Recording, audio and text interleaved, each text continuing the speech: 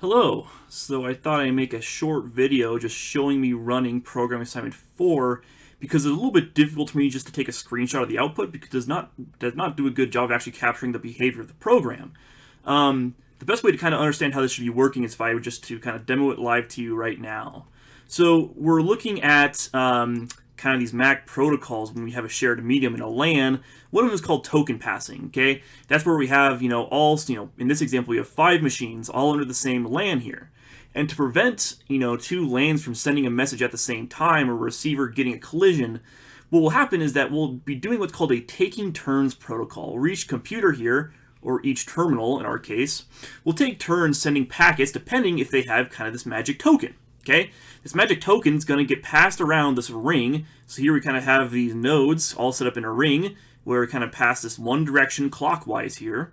And if a node has that token, then they can send a message. Okay, but if node 1 up here has this token, well, node 4, node 3 can't send anything, node 2 can't send anything, node 5 anything. It can only send stuff if it has the tokens here. Okay, now the setup is a little bit funky here.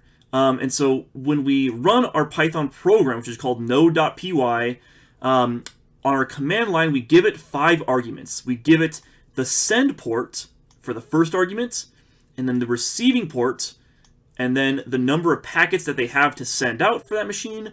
Then we'll have kind of like a true false, is it the head node or not, and then the node number as well here. Okay, we start up here. This first node will be sending stuff out on a socket on port 8081. It will be receiving data from a socket on port 8080. It will have 5 packets that it needs to send out, and it is a 1 for the head field, which means that this is going to be the head, so it's going to be the head just means that it's going to be the node that starts with the token here, okay? And then just a node number, so it's going to be node number 1 right here. Node number 2 sending stuff out on 8082. And it's going to be receiving stuff on 8081. So you have to make sure that the receiving port for the second node is going to match up with the sending node on this first node here, because we have to connect these kind of together here, okay? This is going to have 3 messages to send out. It's not a head, and if you notice out for the rest of these nodes, this second to last argument will always be 0 because you can only have 1 head node, okay? And it will be node number 2. Okay, and so on. This will be sending out on 8083. It's going to receive stuff from 8082 from node number 2. It's going to have 5 stuff to send out. It's with node number 3. And same here, we have node number 4. This guy's not going to have anything to send out. And then we have node number 5, which actually sends stuff to 8080 because we have that sent up here. We have to kind of link this back up together to make a ring topology here. Okay, so it's a little bit funky, but just know that each port has to have a sending port, and each node needs to have a sending port, a receiving port, the number of packets it needs to send. And so pretty much when it gets a token, it's just going to send out a packet. What does send out, when we're sending out a packet, all that needs to happen is just print out to the screen here, okay? So when node 1 gets a token, they're just going to kind of print out a message saying that they're sending a message, they're going to decrease that queue size, and then they're going to pass the token, they're going to send it via a socket to the next node here, okay? So let's go ahead and demo this. So here is kind of 5 terminals here, okay? Now they're all running the same instance of the same node program here. It's just that their command line arguments are different here.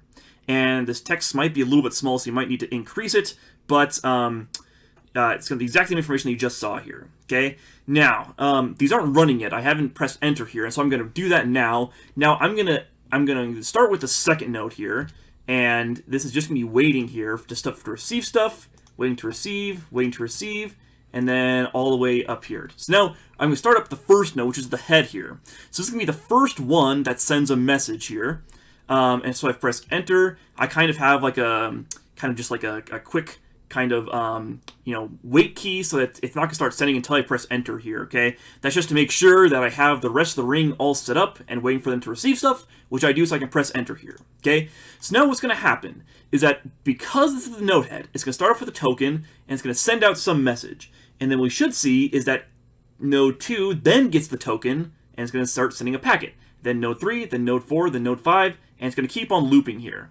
Now there is not really a your program doesn't have to end very gracefully. Like really, this is just going to run indefinitely. So what's going to happen is that every time that a packet gets sent from one of these terminals, is that there's a 25% chance that endpoint, or this terminal, will get a new packet for its queue here. Okay, so before I just, this first node has 5 messages to send in the queue. Okay, now this queue is, infinite size, but it's just 5 messages to send.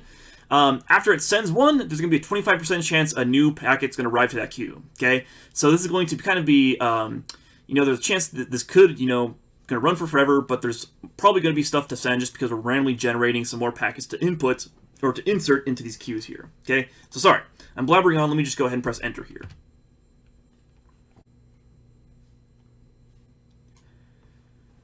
Okay, so now we can see, or sorry I didn't make a small cut there, but anyway, what we can see now is that kind of each terminal here is getting its turn sending the packet here. Okay, so after I started the head, we sent the token to node number 2 here. And I guess we can just pick up to where we're at right now. So right now, node 1 has a token. It's sending out one of its packets, and it's going to send the token to node number 2 here.